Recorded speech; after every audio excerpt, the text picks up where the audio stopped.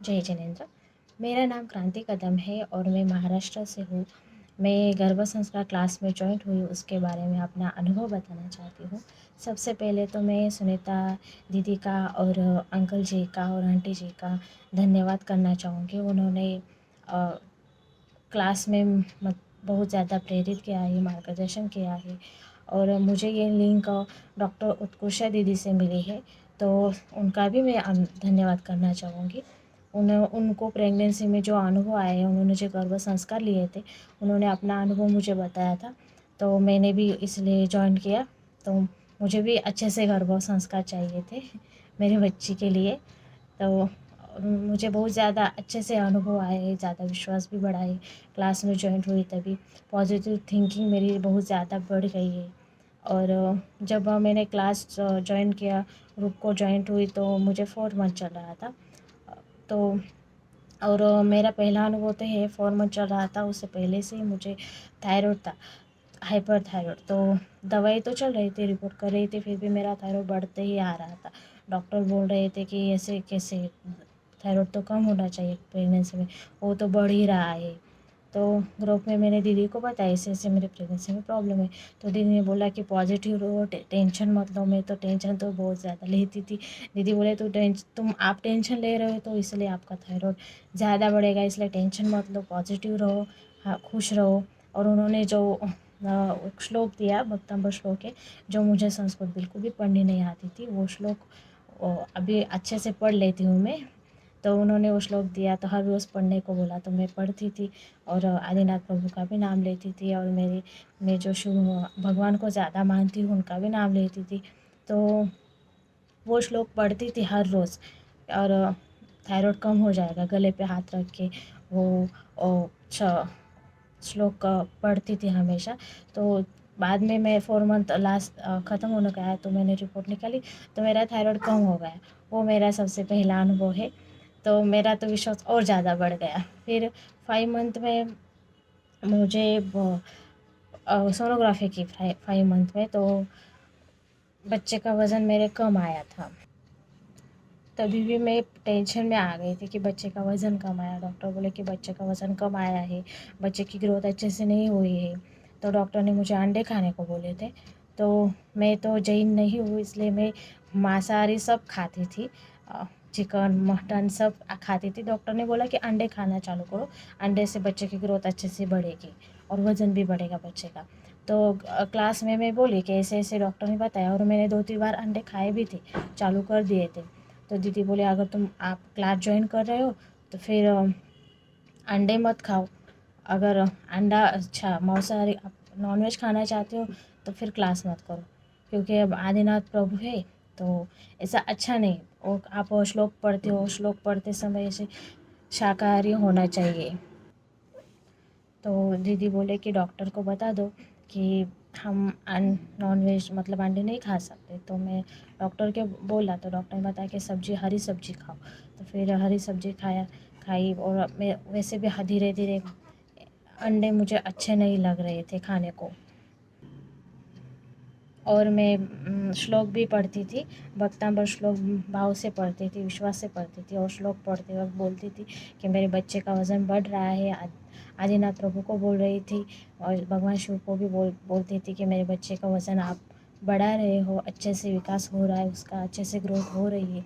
ऐसे भाव के साथ बोलती थी और श्लोक पढ़ती थी। हालांकि श्लोक अभी भी मैं पढ़ के ही पढ़ती हूँ मैंने बुक में लिख लिए है, क्योंकि मुझे अच्छे से नहीं आता, अभी तो माइंड में सेट भी नहीं है श्लोक, लेकिन पढ़ के मैं पढ़ती हूँ श्लोक।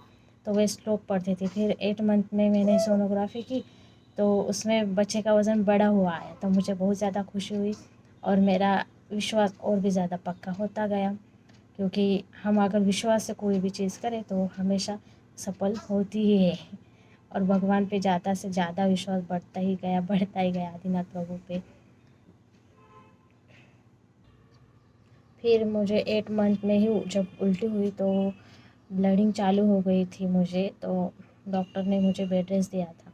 लेकिन फिर भी मैं घबराई नहीं। और डॉक्टर बोले थे कि अभी पूरा बेड रेस्ट ही लो। पहले से तो था ही बेड रेस्ट, ज़्यादा काम तो नहीं, लेकिन बाद में ज़्यादा बेड रेस्ट होगा, मतलब ज़्यादा घबराने जैसी भी बात हो गई थी। लेकिन मैं ज़्यादा घबराई नहीं, श्लोक पढ़ती थी, बच्चा सुरक्षित है ऐसे बोलती थी हमेशा, बच्चे के साथ बात भी करती थी और भगवान को बोलती थी कि मेरा बच्चा सुरक्षित है और आप उसका ज़्यादा ध्यान रख रहे हो ऐसे। फिर बाद में सोनोग्राफी की 8 मंथ ख़त्म होने को आया, तब भी डॉक्टर ने बोला कि बच्चे का सिर ऊपर की तरफ है, पैर नीचे की तरफ है, तो नॉर्मल डिलीवरी नहीं होगी, सीज़रियन शायद हो सकता है। और मुझे सीज़र तो करना नहीं था, नॉर्मल ही डिलीवरी करनी थी। तो मैं बच्चे के साथ बात करती हुई ग्रुप में दीदी ने बताया था कि आप बच्चे के साथ बात करोगे तो वो बच्चा सब सुनता है। तो मैं बच्चे के साथ हर रोज़ बात करती थी, बच्चे को बोलती थी बच्चा तुम नीचे सिर लेके आओ, और भगवान को भी बोलती थी मेरे बच्चे का सिर नीचे आ रहा है धीरे धीरे, भगवान को बोलती थी, बच्चे को बोलती थी, मेडिटेशन वैसे ही करती थी। जैसे जैसे जो भी कठिनाई आई उसके उसके हिसाब से हमेशा मेडिटेशन भी करती थी। 10 मिनट नहीं होता था मेडिटेशन, 2 मिनट 5 मिनट ऐसे ही थोड़ा सा करती थी, लेकिन कर लेती थी मेडिटेशन थोड़ा सा। फिर बाद में देखा 15 दिन के बाद गए तो फिर डॉक्टर बोले कि बच्चे के सिर नीचे आ गया, अभी नॉर्मल डिलीवरी हो सकती है ऐसे बोले। फिर नॉर्मल डिलीवरी के लिए मुझे पेन भी नहीं आ रही थी। फिर डॉक्टर बोले कि अभी पेन आने की मतलब राह देखनी पड़ेगी। तारीख भी चली गई, 8 दिन ऊपर हो गए, फिर भी मुझे पेन आ नहीं रही था। तो फिर मैं भी बच्चे को बच्चा आ जाओ जल्दी, अभी 8 दिन ऊपर हो गए, डेट तो निकल गई है, ऐसे हमेशा हर रोज़ बात करती थी बच्चे को। तो फिर डॉक्टर ने इंजेक्शन दिया था, फिर पेन आना चालू हो गया।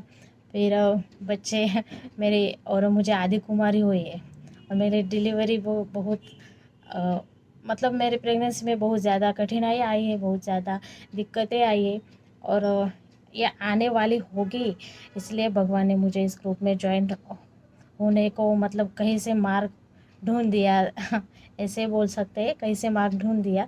तो फिर ग्रुप में जॉइंट हुई, इसलिए मेरा विश्वास भी बढ़ गया। प्रेगनेंसी में इतनी दिक्कत है, ज़्यादा परेशान हुई नहीं मैं, और मेरा विश्वास हमेशा बढ़ता ही गया, और मुझे बहुत मतलब बहुत सपोर्ट मिला है दीदी जी का। जो भी टेंशन आता था हमेशा दीदी से सवाल कर लेती थी, बता देती थी, फिर दीदी मुझे उसके लिए मतलब मार्गदर्शन करते थे, ये करो वो करो, ये श्लोक पढ़ो वो श्लोक पढ़ो। तो फिर पढ़ती थी और बड़े पूरे भाव से पढ़ती थी, इसलिए मुझे आदिनाथ प्रभु पे और मेरे भगवान शिव पे बहुत ज़्यादा विश्वास है।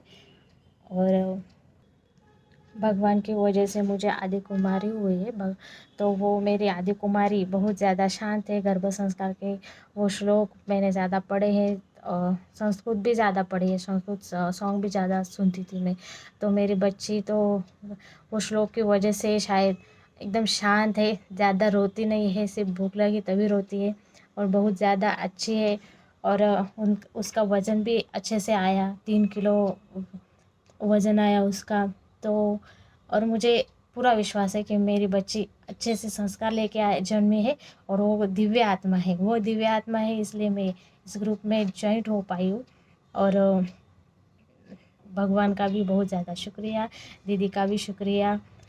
और भगवान का तो मैं नाम तो हमेशा लेती, डिलीवरी रूम में भी भगवान का नाम लेती थी। डिलीवरी रूम में जब पेन हो रहा था तो बोलती थी, आदिनाथ प्रभु शक्ति दो मुझे, शिव भगवान भगवान महादेव को बोलती थी शक्ति दो मुझे। मेरे बच्चे से भी बात करती थी मैं, तो कि बच्चा आ जाओ अभी, भगवान तुम्हें शक्ति दे रहे हैं, मुझे शक्ति दे रहे हैं, हम अच्छे से आ जाएंगे। और मेरी बच्ची अच्छे से जन्म ले लिया है उसने। और इस ग्रुप के लिए मेरे घर घर के मेरी सास का, मेरे हस्बैंड का बहुत ज़्यादा सपोर्ट रहा है मुझे। इस ग्रुप में जॉइंट हुई तो उन्होंने भी बहुत ज़्यादा मुझे सपोर्ट किया है।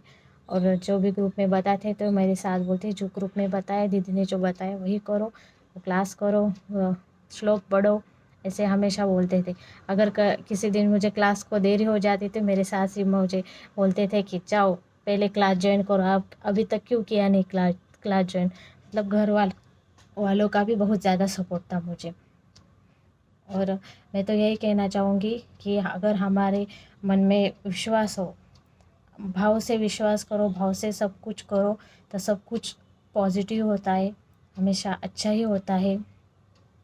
और हमेशा पॉजिटिव थिंकिंग रखनी चाहिए और विश्वास हमेशा भगवान पे रखना ही चाहिए, तभी सब जो ना होना हो वो भी हो जाता है। ऐसा मेरा अनुभव है, बाकी कुछ नहीं। जय जिनेंद्र।